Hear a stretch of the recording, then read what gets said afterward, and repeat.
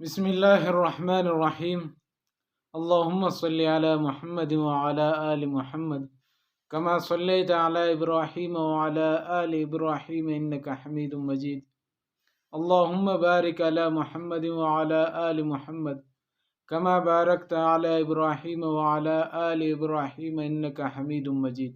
ناظرین، ہماری خواہش ہوتی ہے کہ اللہ تبارک و تعالی ہماری ہر دعائیں قبول فرمائے۔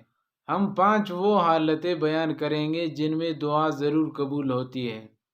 نمبر 1، آذان کے بعد، یعنی آذان سننے، آذان کا جواب دینے اور آذان کے بعد کی دعا پڑھنے کے بعد دعا کریں تو اللہ تبارک و تعالیٰ سے امید ہے کہ وہ دعا ضرور قبول ہوگی۔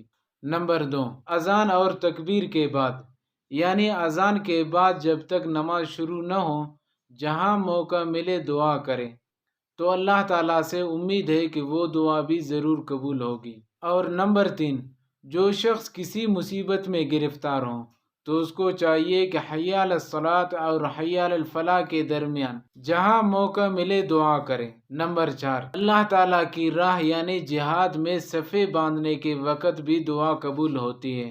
نمبر 5، جب گھمسان کی جنگ ہو رہی ہو، یعنی اللہ تعالیٰ کی دشمنوں کافروں سے لڑائی لڑ رہی ہو تو اس وقت بھی دعا قبول ہوتی ہے۔